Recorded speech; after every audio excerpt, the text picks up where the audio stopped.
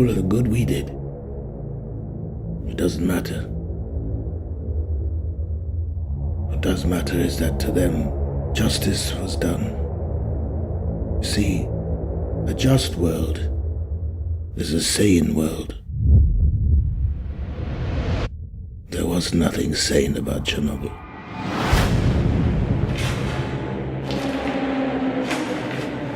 I'm pleased to report that the situation in Chernobyl is stable. In terms of radiation, I'm told it's the equivalent of a chest X-ray. No, Chernobyl is on fire. And every atom of uranium is like a bullet, penetrating everything in its path. Metal, concrete, flesh. Now, Chernobyl holds over 3 trillion of these bullets. Some of them will not stop firing for 50,000 years. Tell me how to put it out. You are dealing with something that has never occurred on this planet before.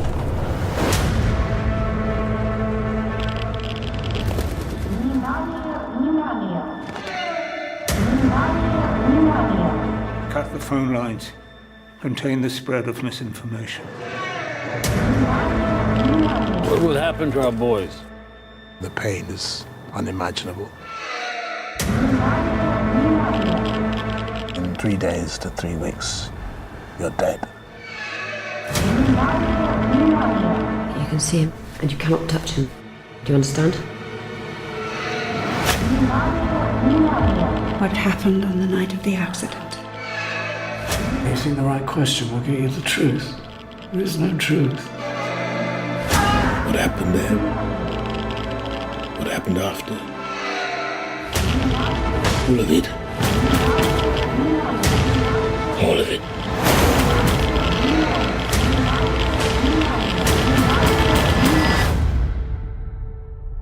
Madness.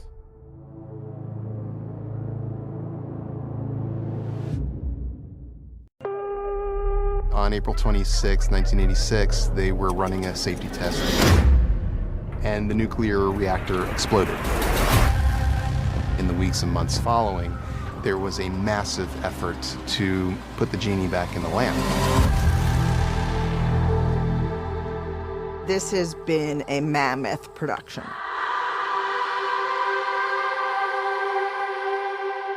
Everything is big on Chernobyl. Our sets, our locations, the size of our team. It's big. It's very easy to think of this as a disaster film, and it's not. It's a story about people. Absolutely true heroism.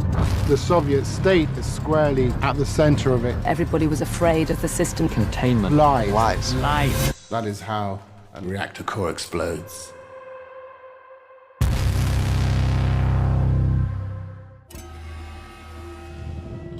12,000 Rodkin. Under no circumstances can men go up there. It would be fair to say that that piece of roof is the most dangerous place on Earth.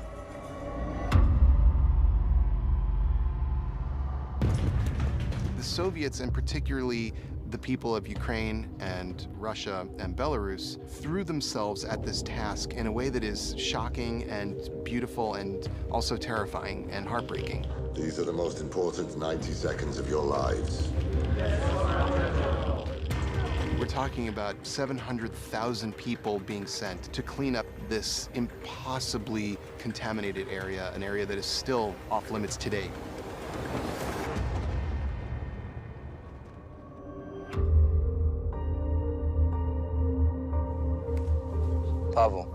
Pavel represents all these innocent men coming into this grinder, you know, and then being spat out on the other side. You're not going to walk away with an experience, you know, it's not that at all. So it's very similar to war. It's the pointlessness of that. Here I am, I'm 18, I'm going somewhere, I'm killing a bunch of people, I'm coming back. Has it made anything better for anyone? No, because that's not the way it works, you know, and here I am now being dehumanized, basically. Nuclear power and nuclear weapons were not just aspects of Soviet pride, this was among their most protected secret industries. Well, the state must protect its secrets, comrade. And when nuclear isotopes that were a decay product of Soviet fuel ended up in Sweden, then the cat was out of the bag. Humiliating. They needed to admit to the world not only that this had happened, but that they hadn't told anybody until they got caught. And as a result, they attempted to try and tell the truth, up to a point. The truth. Is that what you're going to say in Vienna? She's sort of similar to the Horatio character in Hamlet, in that she is his conscience. You have a chance to talk to the world, Valerie. It goes kind of to the heart of your humanity, really. You've got to stand up and be counted, no matter what the consequences, when the stakes are this high. Tomchuk says, tell the truth at whatever price. Cherbina says, tell whatever truth is necessary and keep the lid on the truth that will just make it harder for us to work and improve things. We can make a deal with the KGB. You have to make choices that has a chance to survive in a system like that. You have to lie a little to make things happen. And that is the conflict with the more idealistic Tomchuk, who has this passion for truth, no matter what the consequences. Go public. Force the Central Committee to take action. Sherbina, he's at a very high level and he's involved in the politics of it all and the kind of level where people just get shut up and they get incarcerated. And I say to him, well, look, these are all the people who just gave their lives unthinkingly. What about them? There's your example. To hell with your deal. To hell with our lives. Someone has to start telling the truth. Everyone has this notion of what they think Chernobyl was about or what happened. I certainly didn't realize the extent of what went on. It's not just a story about a nuclear power plant blowing up. To me, it's a story about people. I thought it was a story I knew. And then this just showed me what an incredible story there was behind the truth that I knew. I grew up in Sweden and I was there in '86 when it happened, and it was a big deal for us there. I have very vivid memories of it. I wasn't allowed to go outside when it rained for quite some time. It was a very shocking event, but at no time did I have any sense that it was anything other than a terrible accident. There was a system that had created the conditions that led to Chernobyl happening. It's an incredible story about when power gets corrupted and when the truth is buried, and it has such resonance now. Today, more than ever, it's really important that people search out the truth. We all had a tour of the town and the reactor, and it was just the most remarkable place to be. There are 3 other reactors. They're not producing nuclear energy, but they are functioning in certain aspects. There's still people who are working in those hallways that our characters walk down. We came away with a real sense of duty to try and tell that story as authentically and as truthfully as we could.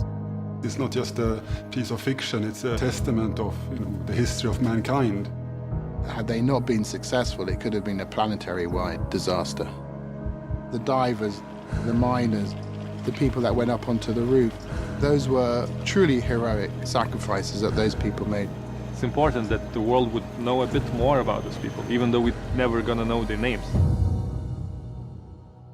It's something that can't be forgotten because the consequence of the explosion and the actions that were taken afterwards are something that exists even today.